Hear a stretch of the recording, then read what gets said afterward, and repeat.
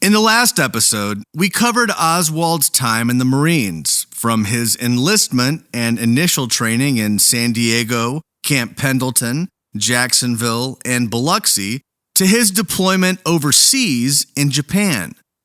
He also may have served in Taiwan and possibly had a minor meltdown while he was there, but we don't know for sure about that because the Department of Defense and the House Select Committee on Assassinations say that Oswald never even went to Taiwan.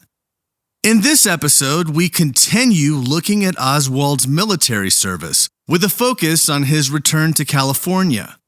We'll also try to figure out why Oswald applied to a tiny, obscure college in the Swiss Alps that had links to the Central Intelligence Agency. In Dallas, Texas, 3 shots were fired at President Kennedy's motorcade in downtown Dallas. The first reports say that President Kennedy has been seriously wounded by this shooting.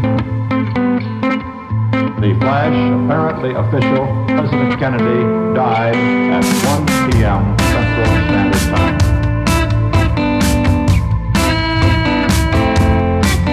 I don't know what this is all about. Dallas police this morning resumed questioning the man they have formally charged with the assassination of President Kennedy. I'm just a patsy. The man is Lee Oswald. Was Oswald acting alone, or was he a member of a conspiracy? The mission answers, he acted alone. I'm working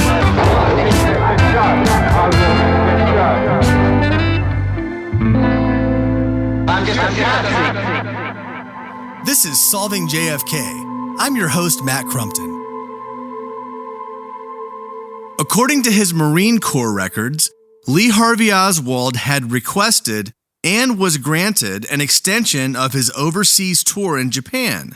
But on June 30th, 1958, immediately after his second incident of being court-martialed, when Oswald spoke provoking words to a non-commissioned officer, the extension of his overseas tour of duty was canceled. Oswald arrived in San Francisco in early November and then had a month of leave. After that, he reported to Marine Air Control Squadron No. 9, or MAX 9. The Warren Report says that MAX 9 was at El Toro, California. But Commission Exhibit 1961, the document the Commission relied on to show the dates when Oswald served at each respective location, describes the base as, quote, MAX 9 El Toro, parentheses, Santa Ana. Now, this probably doesn't make a difference, but it's worth pointing out because there were 2 separate bases, one in El Toro and one in Santa Ana. The Marine Corps Air Station was in El Toro, and it housed between 5,000 and 7,000 Marines. This El Toro base was known as MAX 3. The lighter-than-air facility was located near Santa Ana and housed less than 700 Marines. It was referred to as MAX 9. So the Warren Report should have just said that Oswald was at MAX 9 in Santa Ana. The inclusion of El Toro is confusing and is not correct. When Oswald was at Santa Ana, his job duties consisted of mostly janitorial work, which was the result of him having been court-martialed twice. He also had to make coffee and mow the lawn. During his time at Santa Ana, Oswald was an enigma to his peers. Mac Osborne, who bunked with Oswald, told the FBI that Oswald said he hit a man with a bottle and fought a guard while he was in the brig in Atsugi. Both of these statements appear to be lies. Nelson Delgado was also Oswald's bunkmate, and he said that Oswald liked classical music and the opera. Delgado said that he never heard Oswald discuss his past, whether it was his personal life or the Marines. Another Marine who met Oswald at Santa Ana was Kerry Thornley, who worked with Oswald from about April through June of 1959. He and Oswald both shared an interest in reading and were both atheists. Thornley said that Oswald had, quote, a definite tendency toward irrationality at times and emotional instability. We'll hear from Carrie Thornley again later. The Warren Report says that Oswald was discharged from the Marines in September of 1959, with his last base being Santa Ana. But according to a December 1st, 1963 FBI report, Major William Gorski, the Assistant Provost Marshal at the El Toro base, says that Oswald was discharged from the El Toro base in March of 1959. This discharge happened after Oswald was arrested by the police in Santa Ana for hitchhiking. The underlying documents to support Gorski's claim have all disappeared. So we don't have any information at all to vet this FBI report. We know that Oswald was serving at Santa Ana, not El Toro, in March of 1959. So the idea that he would be discharged from El Toro doesn't fit the record. But I don't see how we can simply sweep the Gorski FBI report under the rug.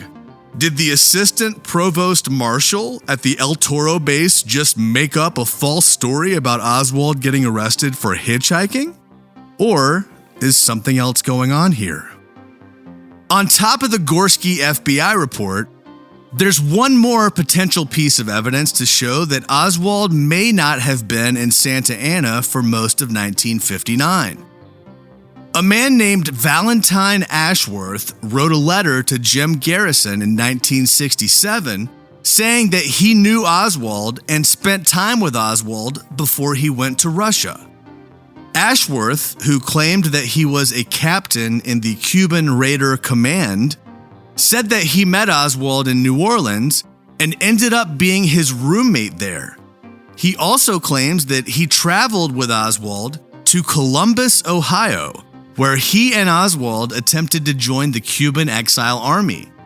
Ashworth also said that while he was in Columbus with Oswald, they met Clay Shaw, who would later go on to be charged for the murder of President Kennedy by Jim Garrison. Now, Ashworth was in jail at the time that he wrote this letter to Garrison, so of course, he wanted Garrison to get him out of jail and to help him get out of the country in exchange for testifying. Ashworth definitely did have an angle, there's no doubt about that. So we have to take his statement with a grain of salt. But a letter that was written by Ashworth's cellmate to the New Orleans FBI in October of 1967 seems to confirm what Ashworth was saying. The cellmate listed accusations and statements that were made by Ashworth that were consistent with what he told Jim Garrison. But in that same letter, the cellmate raised concerns about Ashworth's mental health. Valentine Ashworth was either crazy, as some of the documents say, or he was trying to manipulate Garrison into getting him out of jail. Or he was telling the truth.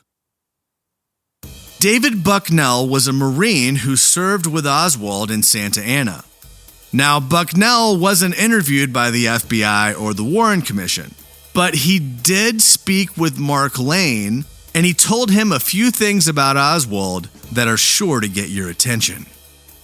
One day, while Bucknell and Oswald were having some drinks at a tavern near the base, Oswald opened up to Bucknell about his time in Japan. He shared a story about when he was alone at a fancy bar called the Queen Bee and was approached by a beautiful Japanese woman who had questions for Oswald about his work on the U-2 spy plane based out of Atsugi. When he got back to the base, Oswald reported this interaction to his superior officer. Shortly after that, Oswald was introduced to a man in civilian clothes and identified this man as a security intelligence operator who told Oswald that he could do his country a great service by providing false information to the Japanese woman. Oswald agreed to participate. He told Bucknell that he was given spending money so that he could go to the Queen Bee, and he was encouraged to enter into a sexual relationship with the woman who was asking him questions. As we discussed in the last episode, Oswald was treated for gonorrhea a sexually transmitted disease on numerous occasions while he was in Japan. Zach Stout, one of the Marines who was with Oswald in Atsugi, told the House Select Committee on Assassinations that Oswald would often visit the Queen Bee and seemed to be with the same Japanese girl every night. Despite Oswald's dalliances with this woman likely giving him gonorrhea, the Marine Corps medical records say that the disease was contracted, quote, in the line of duty, and it was, quote, not due to Oswald's own misconduct. The meaning of this notation on Oswald's medical records, that he contracted gonorrhea in the line of duty due to no fault of his own, is of course disputed. Author Edward Epstein said that he was told the Marines always write in the line of duty for any disease or injury. Now, I didn't serve in the Marines in Japan in the 1950s, so I don't know if that's true or not. But a plain reading of the phrase not due to his own misconduct implies that however Oswald got gonorrhea, it was done in furtherance of his military duties, and he didn't get in any trouble for it.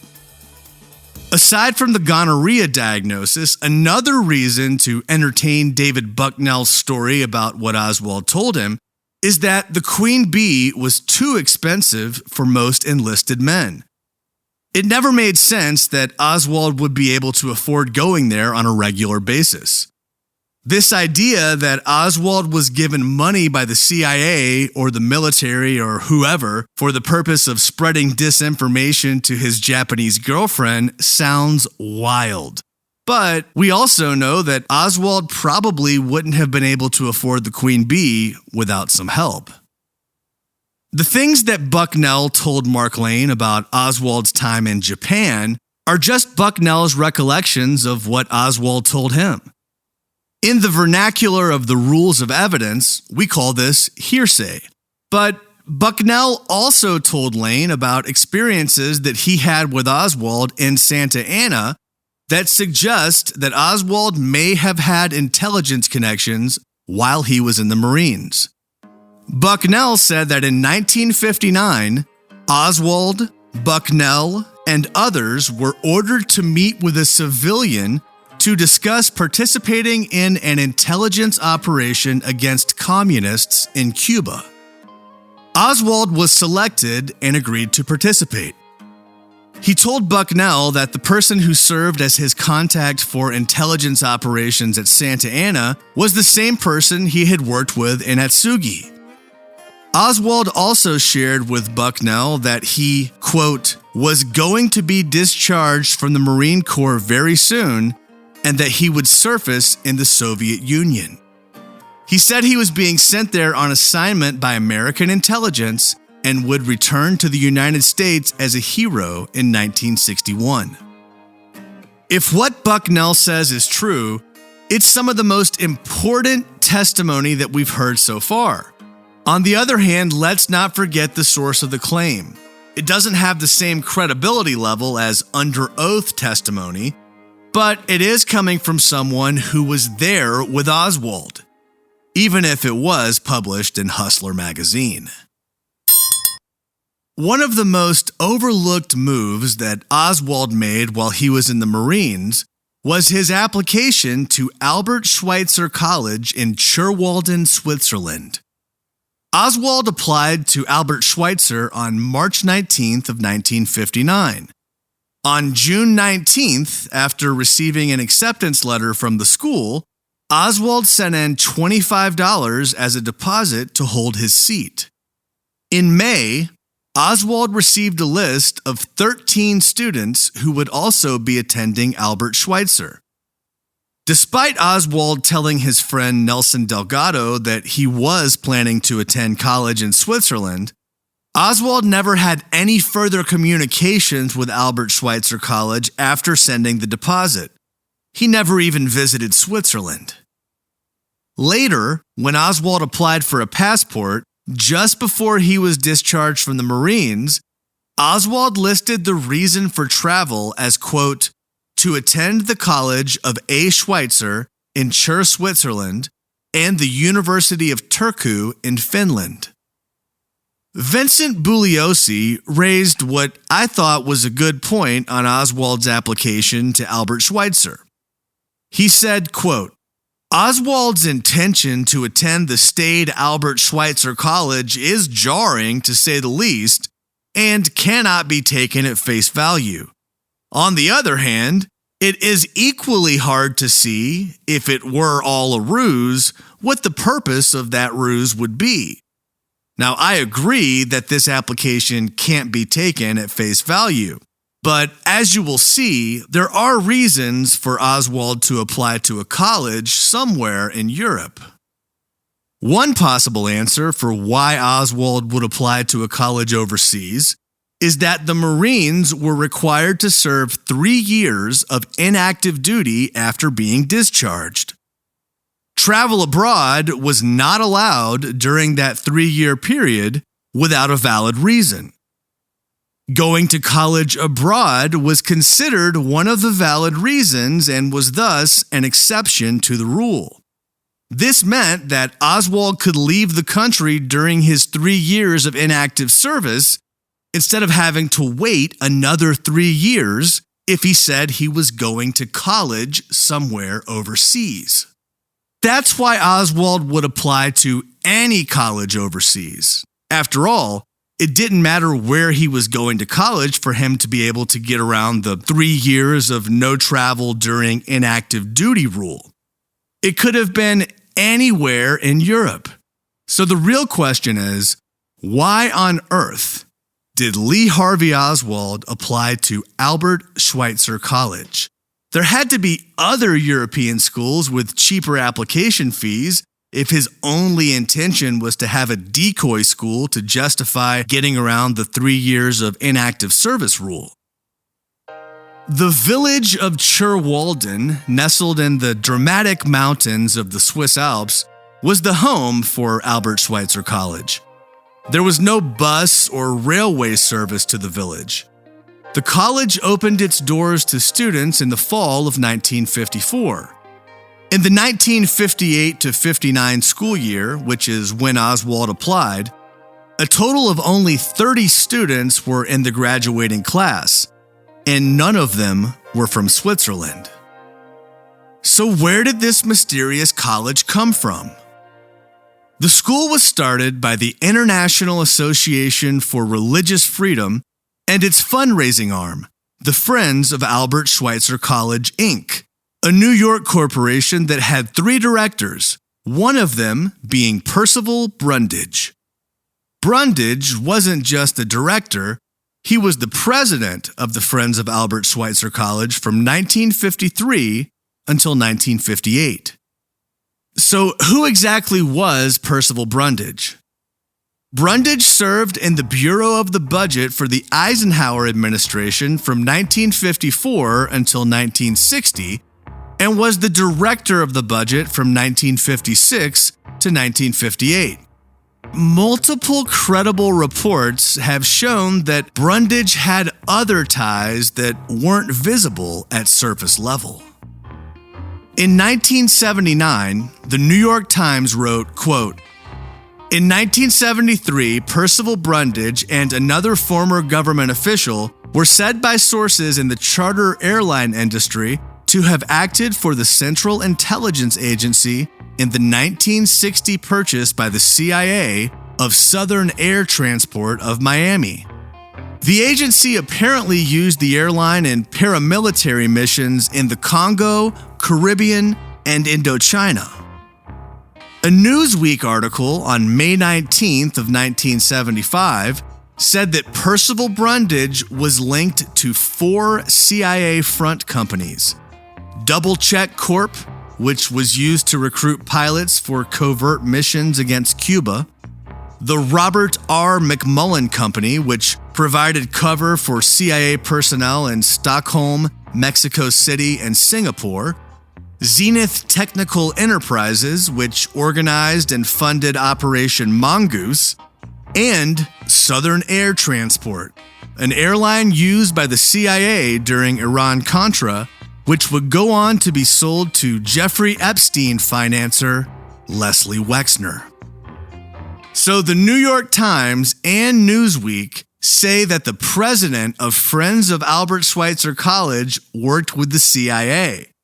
The mysterious CIA ties of Percival Brundage begged the question of whether Albert Schweitzer College was being used for intelligence purposes.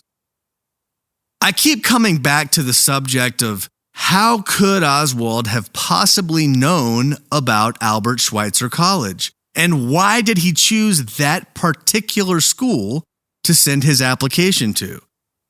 It's also clear that Oswald would have had a very hard time affording school, since the tuition at Albert Schweitzer was $2,800 per year, and Oswald didn't have anywhere near that in savings. Now, we don't have any hard evidence of exactly what the CIA was doing at Albert Schweitzer, if they were actively doing anything. But the associations of Percival Brundage make it clear that Albert Schweitzer College had a man running its finance operation who was repeatedly used as an asset for U.S. intelligence. For some reason, this is the school that Oswald chose to apply to, apparently as a cover for defecting to the Soviet Union. The real question remains, why did Oswald pick Albert Schweitzer College, which had been around for less than 5 years and only had 30 students, as the decoy that would allow him to travel internationally? Now, it is possible that Oswald came across one of the few newspaper ads that Albert Schweitzer College ran. We have a copy of one of their ads from the National Archives, but we don't know what cities or papers it was run in or when it was run. I don't care if you're absolutely certain that Oswald fired all 3 shots and he was a devout communist. You have to admit that him choosing such an unknown college, whose chief fundraiser had indisputable CIA ties, makes it look like Oswald may have been told to apply to Albert Schweitzer College by someone else. Next time on Solving JFK, we look at Oswald's discharge from the military and try to find out exactly when Oswald started following communism and learning the Russian language.